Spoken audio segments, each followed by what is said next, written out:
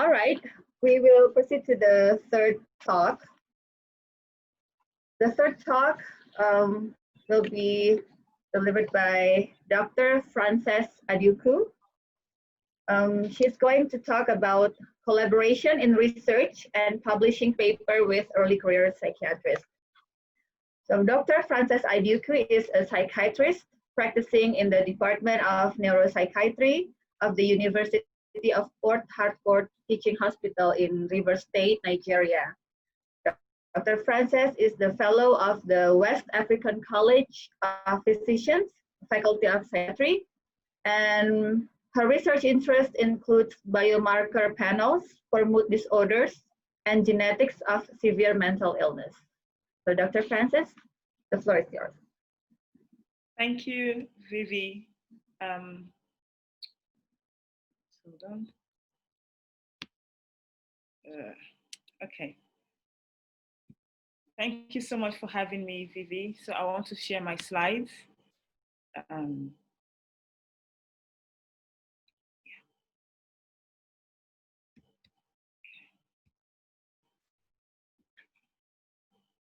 Okay, so I would like to welcome everyone and really like to thank the ECP of the Indonesian Psychiatry Association for giving me an opportunity to share my experiences and talk about collaboration in research. So I found this quote quite interesting, and it says, science is most effective when researchers with expert knowledge from different areas collaborate on a project of overlapping interest. And I think this is the basis of what my talk will be on today. So why is collaboration in research important? I did a Google Scholar search of just collaboration in research, and I found we had about 4.3 million articles on collaboration in research, but this is over, I think, about 40 years span. So there are some papers from as far back as 1983, 1980 from search. And I repeated this search with just from 2016 to 2020, and I found 1.2 million papers in 4 years. So what that means is, on average, there was about 107,000 papers per year from 40 years ago. But in the past 4 years, it's tripled to about 307,000 papers on collaboration in research. And it shows that this is a very important aspect of science that we shouldn't overlook. And I'm hoping that I can just shed more light as to why this is important and how we can take part in it. So the idea behind collaboration is that different people have a common interest. So our common interest is what we collaborate on. But when you combine different people, and if you're looking at it in an international sense, someone from country A, country B, country C, and D, when we all come together for our common interest, we cover a wide surface area of data, of information, of experiences, of knowledge. It's quite wide compared to what you cover if you're just on your own. So one of the benefits of collaborating in research is that you are opening up to a wider surface area or wider opportunities to learn, to experience other people's cultures, to adapt to other ways of doing things. So it's very important that collaboration continues and that we harness it now while we are still early career psychiatrists, so that as we grow in our career, it becomes a way of life for us. So why is collaboration important to the author in particular? Now, it keeps our research interest fresh. So let's say, for example, we're about 6 people from different walks of life or different specialties in medicine or whatever, and we have a research interest. Let's say, for example, it's depression. And I'm an adult psychiatrist, and maybe Vivi is a child and adolescent psychiatrist. And my take on depression is that of an adult psychiatrist. So I'll say, oh yes, we have 2 for every 2 females, there's 1 male, and then we see more of low mood and maybe psychomotor retardation. But then Vivi says, in children, we see more agitation. We are seeing people who are irritable and defiant. And then an internist might tell you, well, we see it more in an older group with chronic medical conditions. And an addiction specialist might tell you, well, of all the substances used, we realize that alcohol is used mostly in people who are depressed. And so if you bring in all your ideas, it keeps it fresh. It's something new to look at. It changes your perspective of how you see things. Okay, so, and in doing that, it makes you, it opens you up to learn. So to the author as well, collaboration makes you a marketable researcher. In as much as we are trying to solve a problem, in collaborating with other people, it shows you up that you're a team player, you're able to work with people, you're able to learn from other people, and it makes you more open to the chances of funding. Okay, if you're doing studies on your own, you're limiting what you're able to achieve, but with other people, it opens you up. It also allows you to step outside your comfort zone, especially for early career researchers. We have early career researchers who write about case reports and patients they're managing, and that's fine. But if you collaborate with others, you are pushed. So someone can push you and say, well, rather than just talking about depression, why don't you look at, for example, for my field, why don't you look at the markers of depression? So it pushes you out of your comfort zone. It makes you try new things. It makes you explore. And in exploring, you develop yourself more. So collaborating also develops you as a scholarly author. It provides you with more effective means of communication. So you're communicating your ideas and your methods of doing research better. It opens your minds to new possibilities, new ways of solving problems, and it develops you as an individual because you become more time conscious. You're not just working at your own time and at your own pace, but you're working with a team of people, and it makes you more time conscious. It makes you a better researcher altogether. Now, to the journals, why are we collaborating? Why are journals looking for multi-author papers? It's because it's been shown that there's a positive correlation with the number of authors and the impact factor. So the more authors, the higher the impact factor, and that's what journals are looking for. So if you're limiting yourself to one or two people, you're not going to get the big journals. You're going to get the really little ones. But if you increase your number, then you get the bigger journals. Okay. So let's focus now a bit more on international collaboration. Why is this important? Because now international collaboration enhances the quality of your research.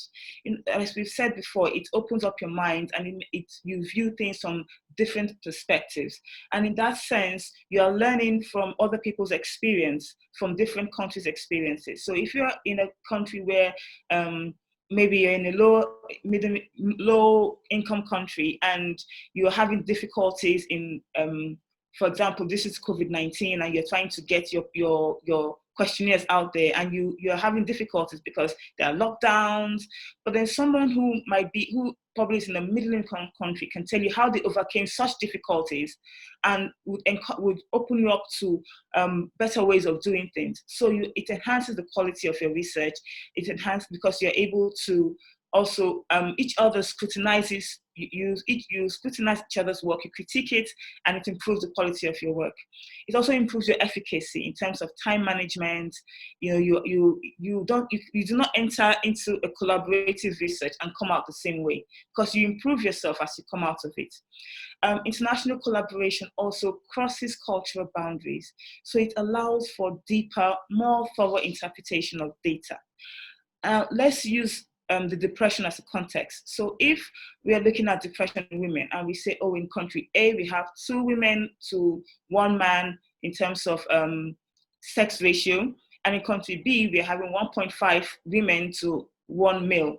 It's very easy to say, well, it's more women than men, and we can leave it at that. But if you're looking at the cultural, the socio-cultural context of the depression, and it allows you to look further into that culture, and you might notice that maybe in country A, women's rights are not being protected as opposed to country B. So there are some protective factors, or there's a better support system.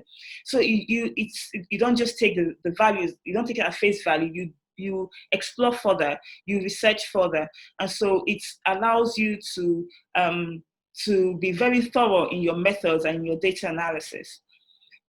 It also allows a richer exchange of knowledge between countries. It helps develop the academic climate for low-income countries. I think that is very important for most of us, because if I had to travel to, let's say, for example, I had to go to Indonesia to learn for 3 months how things are done there. Then I go to Italy to learn in 3 months how things are done. Then I go to Spain. I'm spending a lot more money than I actually have. But in collaborating, you learn a lot from different countries without really traveling to those countries. So you're learning, you're understanding, and you're exploring, and your knowledge base is increasing. And it's for people in lower income countries, it's beneficial to us because we are unable for funding, of course, is always a problem. And so these are ways you can actually improve yourselves with less funding. And of course, collaboration builds pan-continental friendships. You develop friendships that last a lifetime. You end up knowing people on a deeper level because you're able to solve problems together. And these friendships last for a very long time. So, I mean, it's all good to say that collaboration, but there are some challenges in collaboration. And how do we overcome these challenges? Of course, communication, poor communication, miscommunication. So I'm not saying the right things, or I'm not interpreting what someone else is saying the proper way, or I'm not understanding. So these are some problems, and especially from different countries, these are things that we can come across. But if we work together, we learn how to improve our communication and learn how to understand people's cultural context and how to work with people from different countries. Okay. Another problem is when your goals are not established at the onset of a project. So once you have an idea, you need to establish what the goal is of that project in terms of what the time frame is.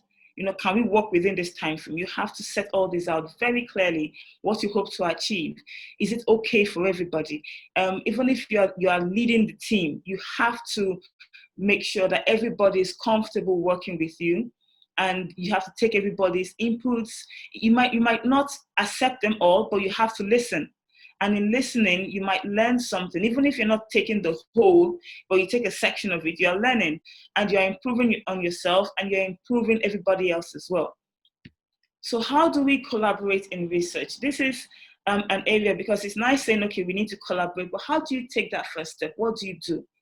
I think the first thing is, I didn't put it there, but the first thing is you need to actually have a group of people. So you need to network, as John says. You need to go for events.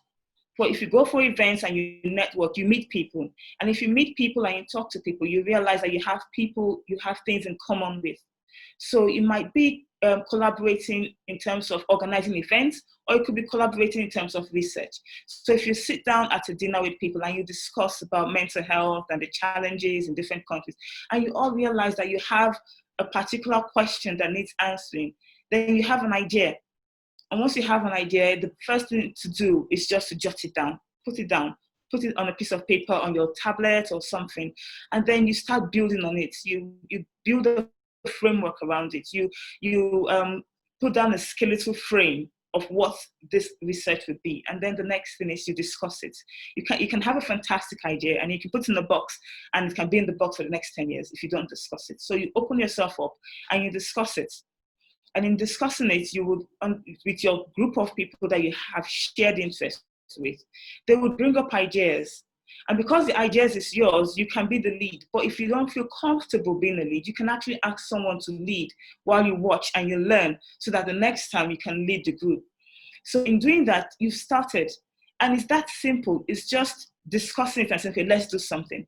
Let's run ideas. How do we get data?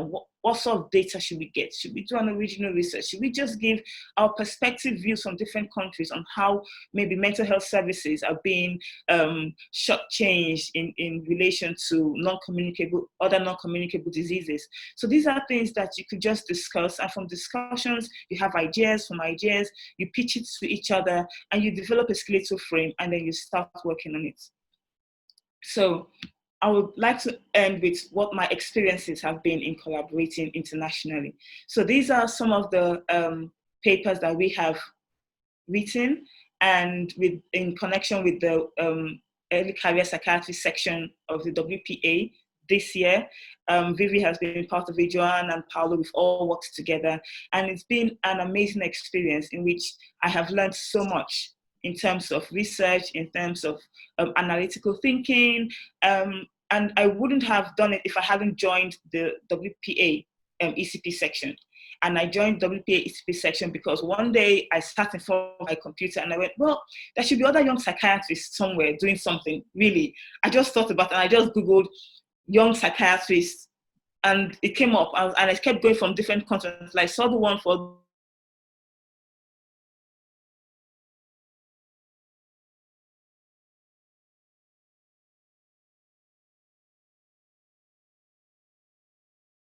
WPA. I said, oh, okay, this is nice. Okay. So this is, and that was it. That was just how it started. And from doing that, I got a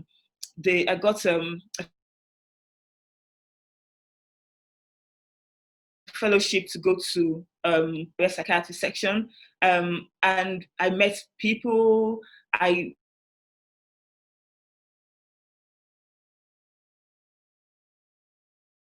think I was inspired to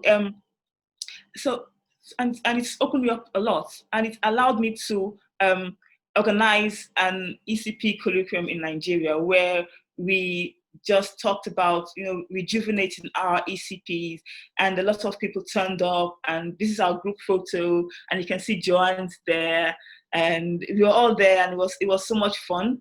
And from that, I was able to form very good friendships with a lot of very intelligent and fascinating people.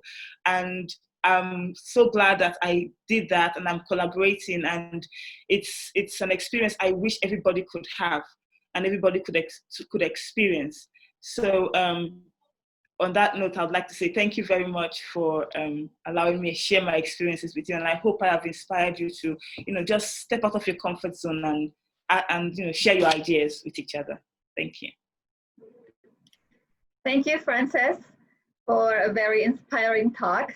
Hopefully, all of us are more inspired now to do collaboration and networking in terms of research and other collaborations with other ECPs from different countries.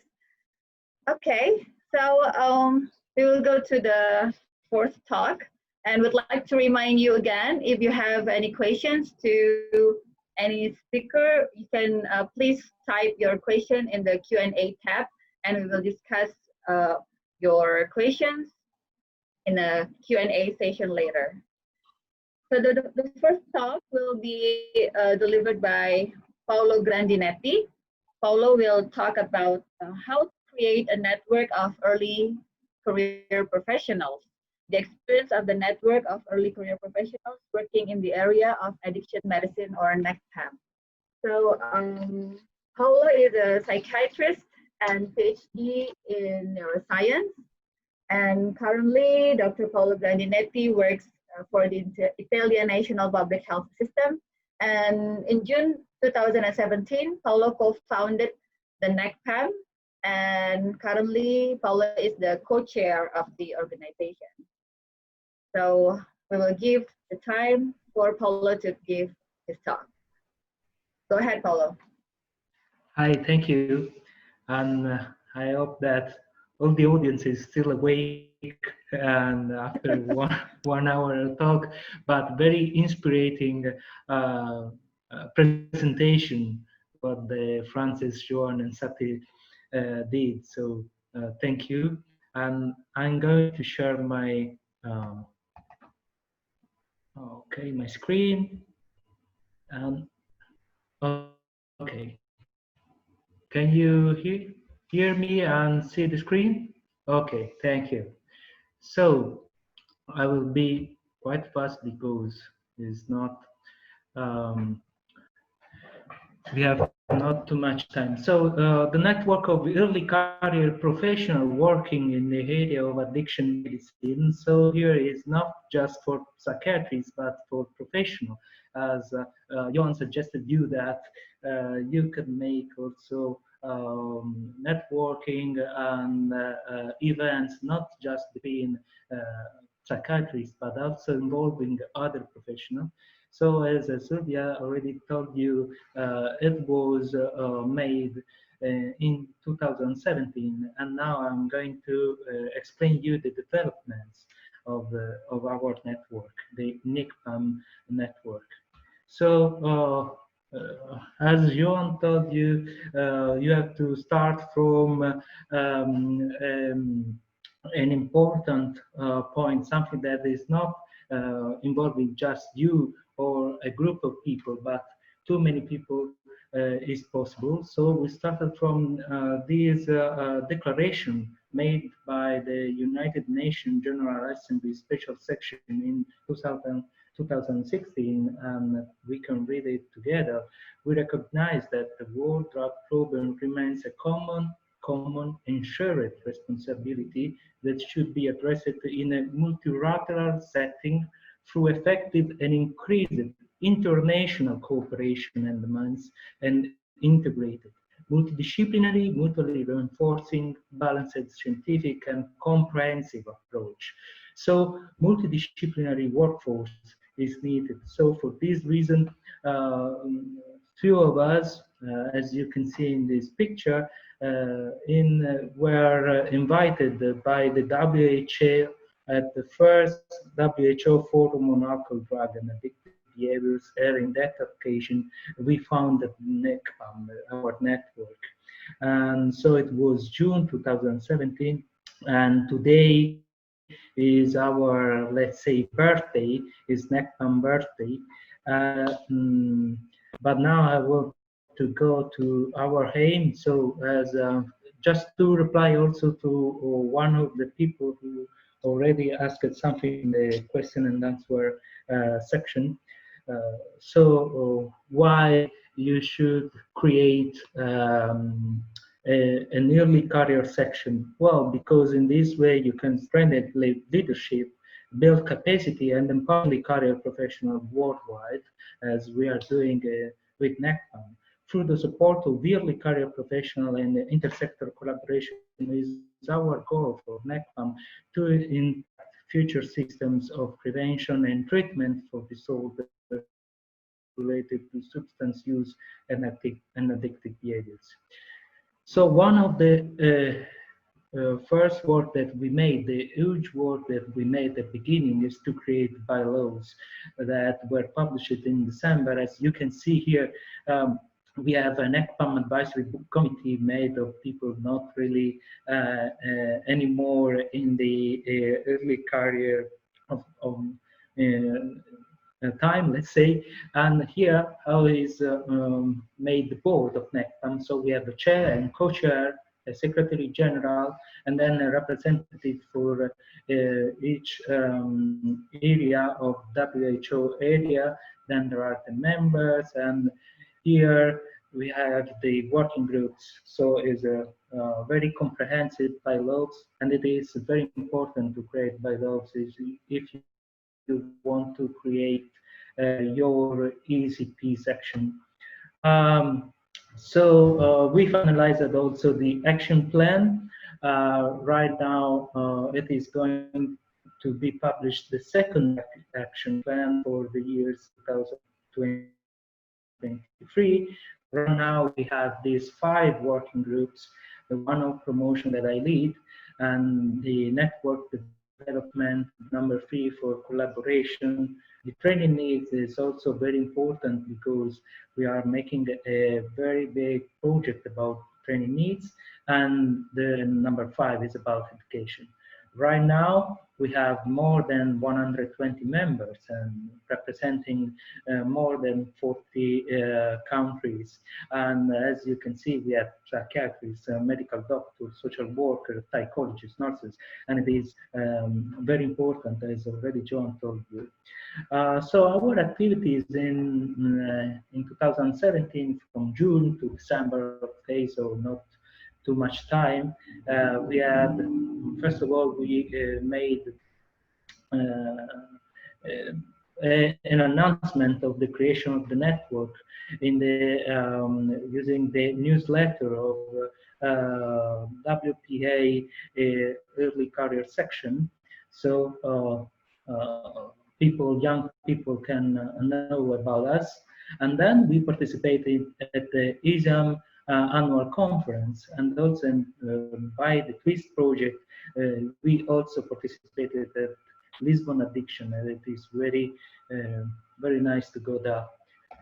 So in 2018, we participated in many important international congress and also some local congress.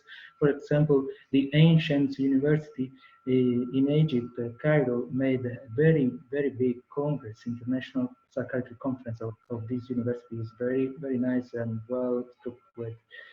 And then we went also to the social psychiatry conferences and to ISBRA, and as probably some of you already know, we were also in the WPA Congress in Mexico City in 2018. In 2019, we also hosted some symposiums.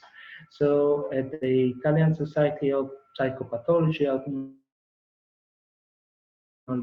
meeting and the Japanese Medical Society of Alcohol and Addiction Studies meeting, and then again in Cairo, and then again in ISAM, and participate also at the WPA Congress in Lisbon. So all these participation in Congress, conferences, and so on, give us the possibility to really meet many people and exchange ideas and grow up. And so is the reason why we get more than 120 members in just 3 years, let's say, and just beginning not with the, let's say, with the help of the biggest name, let's say, because NECPAM is not related to another society. So, for example, the early section of early career section of WPA is just a section of the WPA, but NECPAM isn't it. So, is why. So that's why it's a good point to have 120 people involved right now. And again, in 2019, we had the pleasure to be invited again by the WHO for the second WHO Forum on Alcohol, Drugs and Addictive Behaviors. And as you can see, it was a very formal and important forum, but we are all laughing in the picture because we had also fun, not just working, you know. So as Joan said, and Francis also said, that's also a very important point. In 2019, we created our website when you can go and let's say read our positions and our ideas. Again, in 2020, there were let's say, as you know, the problem of the pandemic, but we haven't stopped it.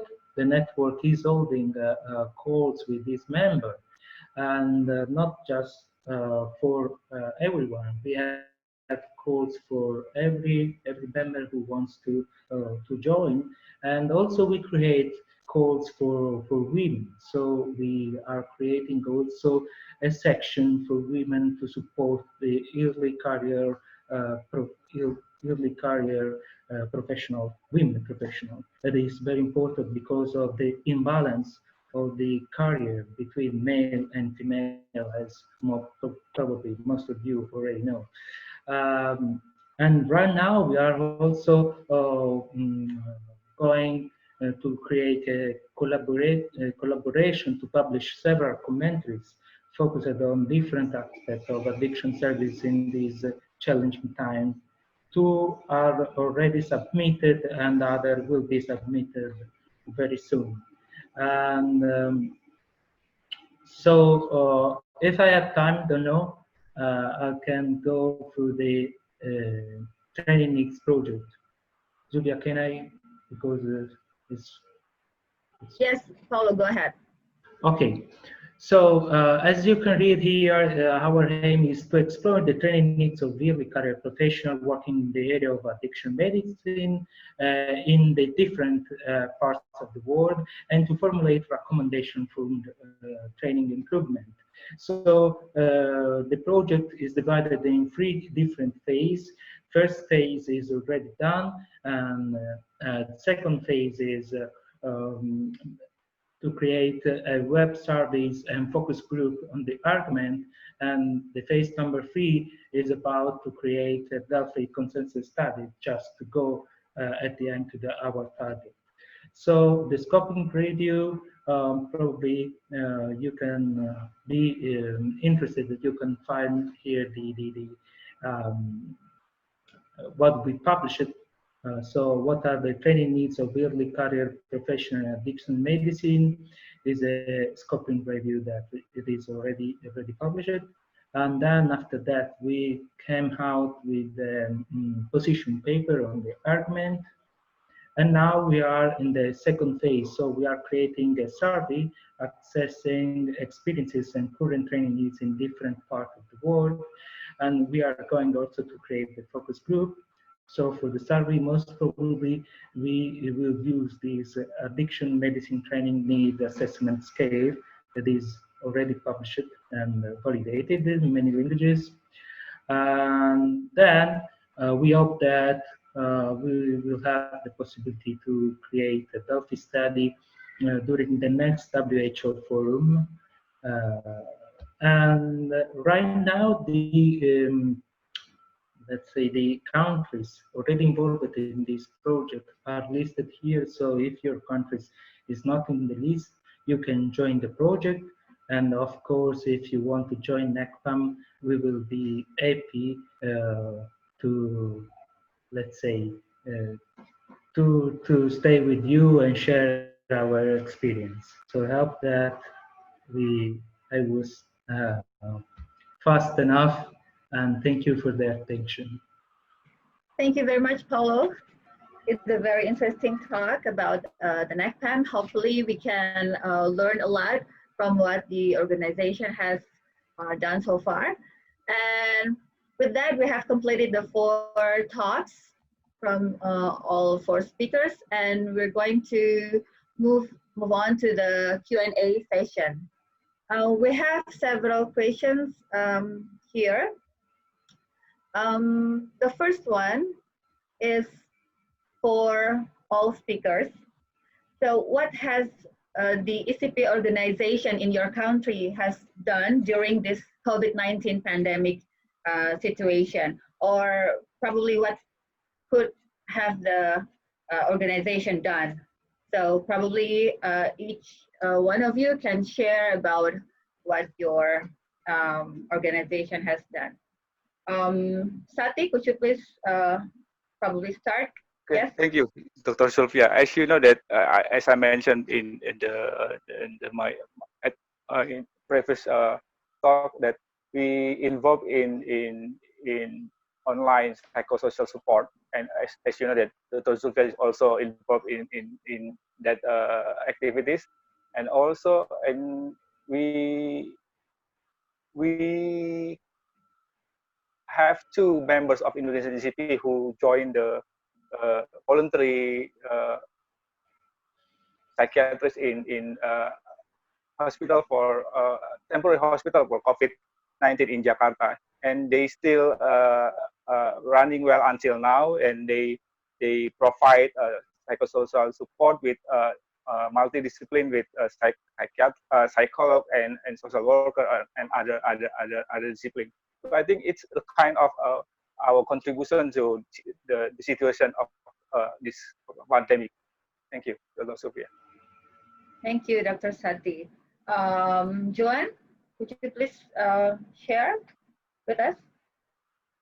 Okay, now we here in Spain, as in Italy, coronavirus has been a disaster. I mean, almost 30,000 deaths, and we doctors we have been involved basically in clinical work, clinical stuff, but our society of ECPs from region from Spain that is called Catalonia, our society.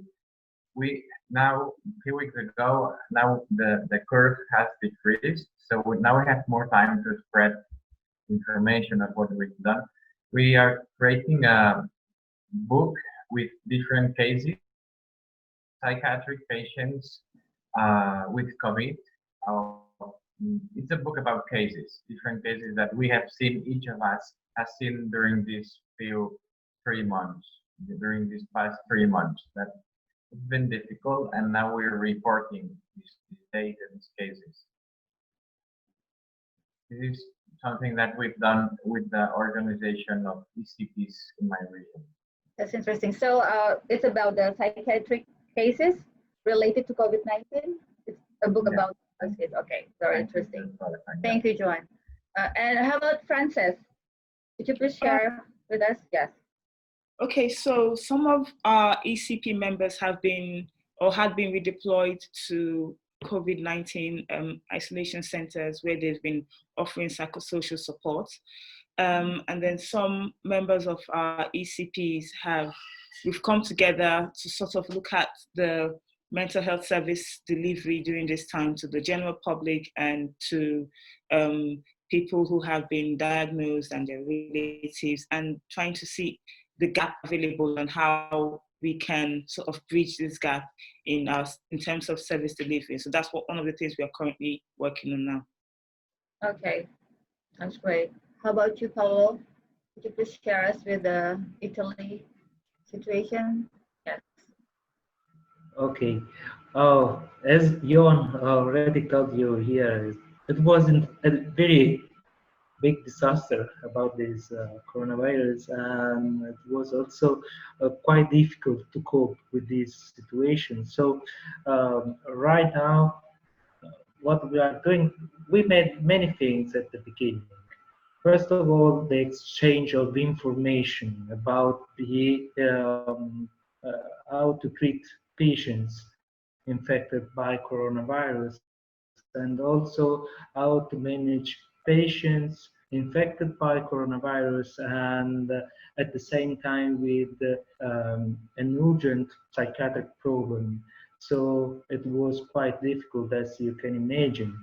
Also because in Italy we don't have mental hospitals, so we have just in the public hospital a small unit for psychiatry, and where people can go there just for a few days just to treat the problem at the beginning, but then the treatment is basically an outpatient clinic, let's say. So we had very big difficulties in managing patients with COVID and psychiatric problems. So at the beginning, it was just sharing experience. Right now, we are, let's say, we have to manage a very big problem, that is suicide and suicide attempts after COVID. So, for example, my area is a province in the center of Italy, let's say central south of Italy, and we have 300,000 inhabitants in my province. And in the last 3 weeks, we have 6 suicides and 3 attempts. And so it was a very impressive number for us that we have this number in 2 years, not in 2 weeks. No?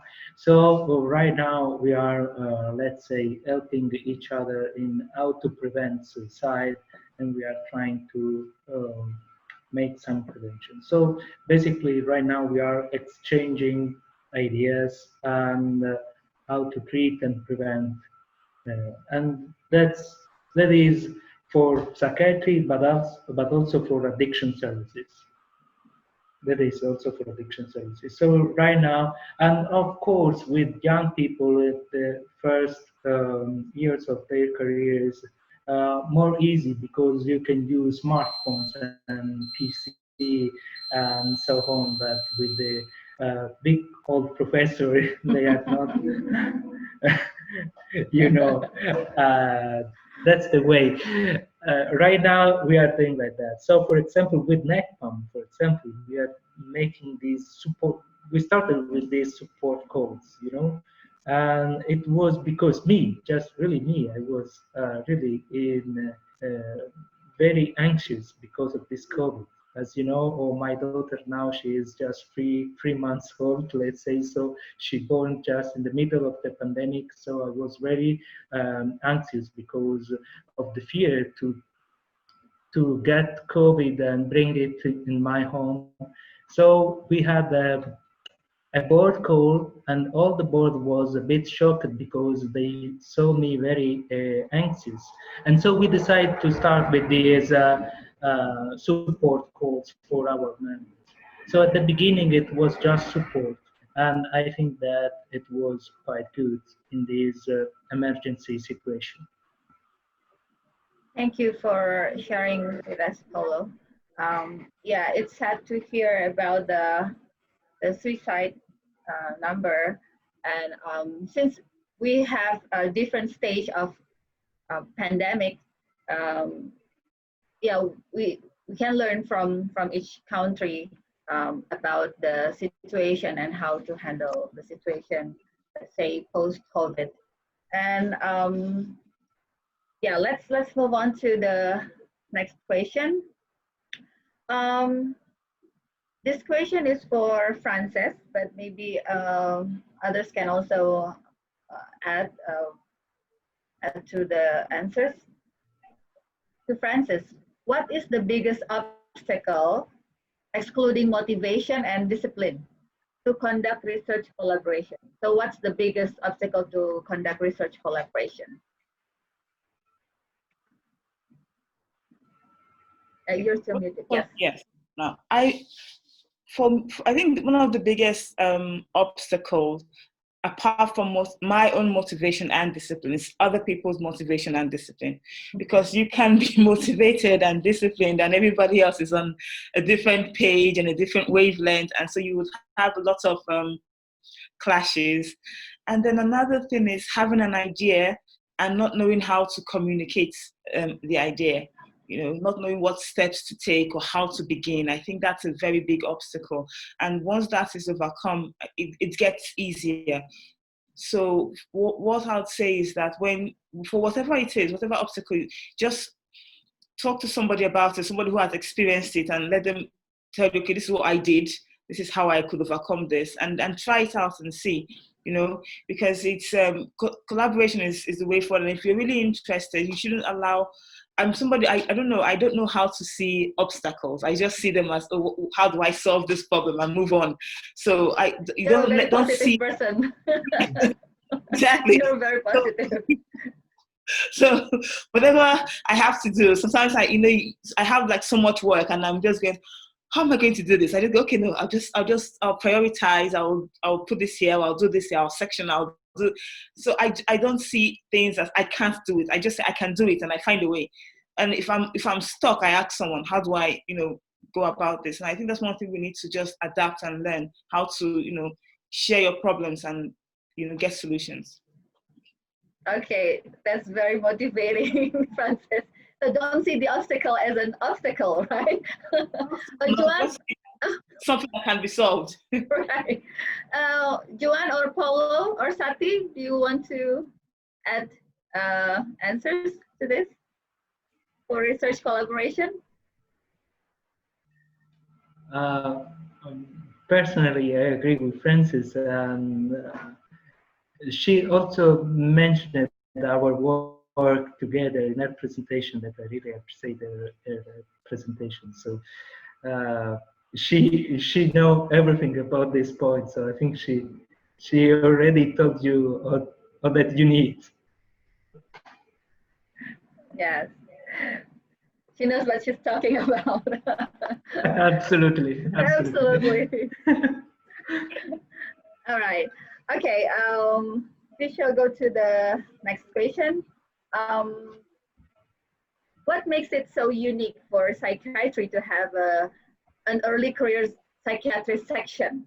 It seems that other specialty doesn't have this early career section in their organization. What do you think? Perhaps, Joan, do you have any thoughts on this? Yeah, okay. I like to say that I think I don't care if other specialties they don't have this section. To be honest, I don't know if they have it or not in other specialties. But I think it's necessary because young people take or we give as we as a group as early career professionals new ideas, new thoughts. We are young, so we have different points of view of older psychiatrists. So I think this is what makes unique to us.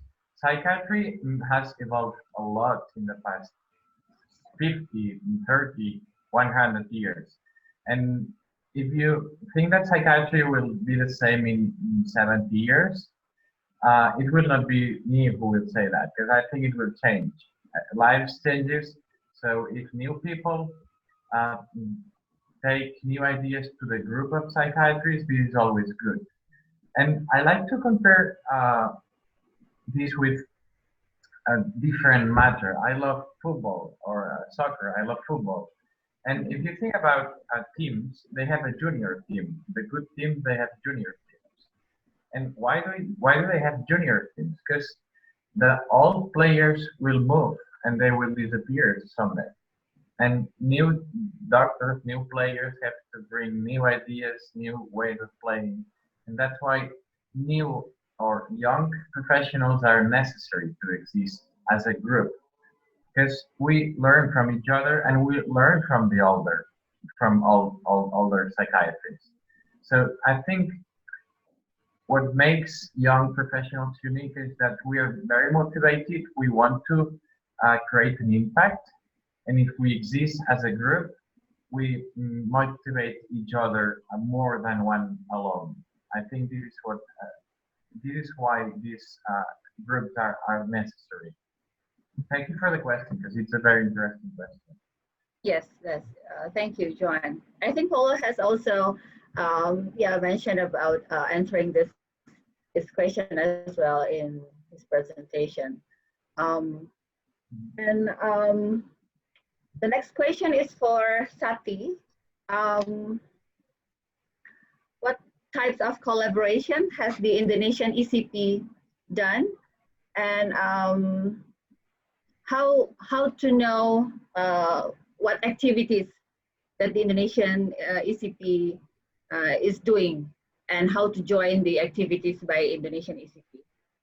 Okay, so the collaboration that we have, we start collaboration with other colleagues from other countries, like Dr. Zulfia with WPA ACP section, and also with Paulo and with your two latest published paper. And I also joined the latest research project with our colleagues from Indonesia, with China, and also with Anna Elisa that has already started. But mostly we don't we have only limited collaboration with other colleagues from other countries. So this is the good opportunities to us to join collaboration with other countries, with Paulo, with Francis, and also with Joan. And how to know the activities? Just join the Indo ECP, and you will get a regular update about our activities, about courses, about leadership, or about anything that we want to share. All the good things that if you miss it, I think you will it will be your disadvantage for missing it. So please join us in Indo ECP. So you will get the update of every activities that we will conduct, like this webinar too. And for the next project will be the webinar about telepsychiatrists in Indonesia. That it's a new thing in Indonesia. So you will inform if you join us in Indo ECP. Thank you. Thank you, Sati. Yes. So the next project or event will be about telepsychiatry in Indonesia, and we will inform you, especially the Indonesian ECP members, about the event in our social media or mailing list. Or one more thing. Yes? More thing. If you're willing to join us in Indo ECP, you have a person in charge in your alumni, so you can ask them how to join the Indo ECP. Okay. Yes. And I think this is I think this is the last question. It's for Paulo. What are the criteria for the early career professionals in NECPAM? And what are the professional background of the policymakers that join your organization? So the criteria is to be motivated. The number one Okay. criteria. Really, because as you know, I went very shortly through my slide because of the time. But in my slide, I showed you our structure. So there is an advisory board. So if you are not anymore in the first years of your career, you can join us, and you will be in the advisory board. Otherwise, you will be, of course, a member. And then you can choose your working group and collaborate with us in our initiative and so on. And of course, there is a network for the professional in addiction medicine. So at least a minimum of interest in addiction medicine, you should have a minimum of this. And of course, a lot of motivation, because if we are thinking about stigma against people with psychiatric disorder, you can imagine how much stigma there is against people with addictive disorder. And when we are talking about addiction, we are not just talking about drugs, not just cocaine or something like that, but also addiction can be gambling, for example, or other behavioral addiction. Right now we are talking about if internet addiction is really an addiction or not, you know, because there is a let's say a debate around this argument. But okay, basically you must be motivated, and you can go through our website. I wrote in the chat our website, www.necpam.co, not com but co. Okay, so you can go there and join us, and we will be happy to have you. And of course, I've read something like why, going back to the question that Joan already replied, why you should let's say create an early career section. Also, I think also because youngers brings innovations, so that is very important. And you can grow up with your idea just if you have the help of the other let's say the other people, okay, your peers, let's say, because going through innovation in a group of quite old people is not that simple. But when you grow up with your idea and then you go to old professor with some research already done, they will hear you with so much interest. That's what I can add on this question.